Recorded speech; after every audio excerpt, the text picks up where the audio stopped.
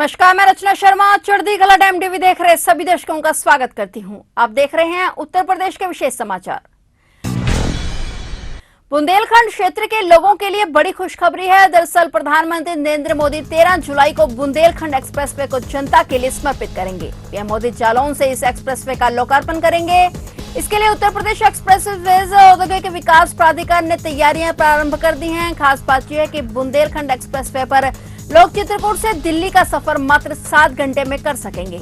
इस प्रोजेक्ट से बुंदेलखंड के लोगों को काफी उम्मीदें हैं। बुंदेलखंड एक्सप्रेसवे चित्रकूट में झांसी प्रयागराज राष्ट्रीय राजमार्ग संख्या 35 में भरतकूप के पास से शुरू होकर आगरा लखनऊ एक्सप्रेसवे पर जिला इटावा में कुदरेल गांव के पास खत्म हो गया और इस एक्सप्रेसवे की कुल लंबाई 296 किलोमीटर होगी। बुंदेलखंड एक्सप्रेसवे चित्रकूट, बांदा, महोबा, हमीरपुर, जालौन, औरैया और इटावा जिले से होकर गुजरेगा। बताया जा रहा है कि इस एक्सप्रेसवे का 97% काम पूरा हो चुका है और बाकी 3% को 5 जुलाई तक पूरा करने के निर्देश दिए गए हैं। इस प्रोजेक्ट से 7 जिलों के 200 गांवों के लोगों को फायदा होगा। इस एक्सप्रेसवे पर सर्विस रोड के साथ साथ अंडरपास भी बनाए गए हैं ताकि आसपास के गांवों के निवासियों को सुगम परिवहन सुविधा मिल सके।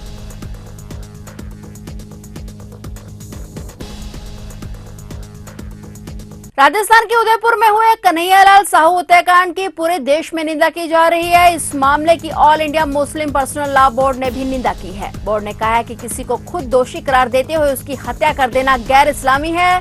न कानून इसकी इजाजत देता है और न ही शरीयत में इसे जायज ठहराया जाता है। बोर्ड की तरफ से अपील की गई है कि मुस्लिम कानून को अपने हाथ में न ले। वहीं बोर्ड के महासचिव हजरत मौलाना खालिद रहमानी ने एक प्रेस नोट जारी कर कहा है कि किसी भी धर्म के पवित्र व्यक्तित्वों का अपमान करना एक गंभीर अपराध है। बीजेपी की प्रवक्ता नुपुर शर्मा ने इस्लाम के पवित्र पैगंबर के बारे में जो अपमानजनक शब्द कहे वे मुसलमानों के लिए अत्यंत दुखदायी हैं। इसके साथ ही सरकार द्वारा नुपुर शर्मा पर कोई कार्रवाई न करना जख्म पर नमक रखने जैसा है। लेकिन इसके बावजूद कानून को अपने हाथ में ले लेना और किसी व्यक्ति को स्वयं अपराधी घोषित करके हत्या कर देना निंदनीय कृत्य करार दिया। न कानून इसकी अनुमति देता है और न इस्लामी शरीयत इसको जायज ठहराती है।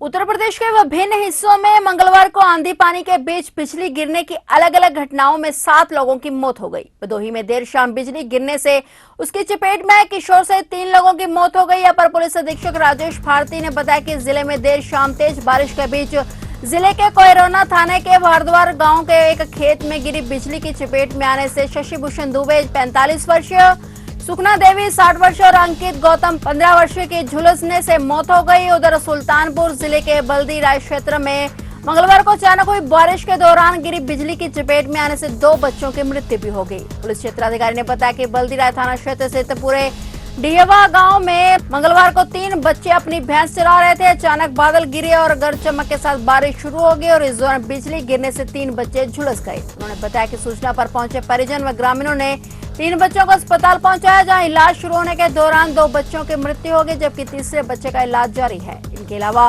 महराजगंज से प्राप्त रिपोर्ट के मुताबिक जिले के निचनौल थाना क्षेत्र स्थित बिगड़ी गाँव में खेत में गिरी बिजली की चपेट में आने से 2 अन्य लोगों की भी मौत हो गई।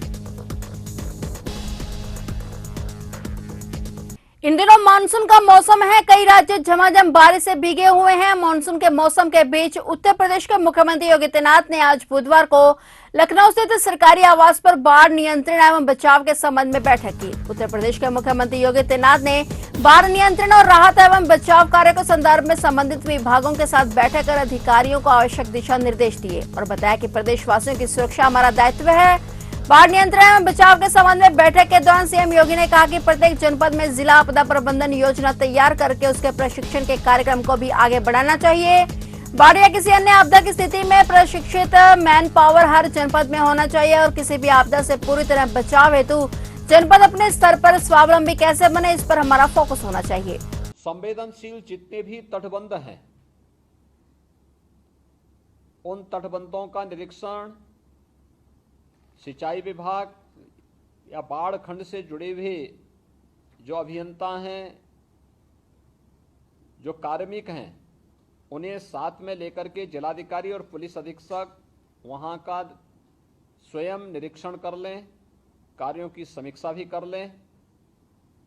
जो अति संवेदनशील नहीं है एक सामान्य श्रेणी के हैं, वहां पर भी उप जिलाधिकारी और डिप्टी एसपी को भेज करके उन क्षेत्रों में भी हम निगरानी रखें।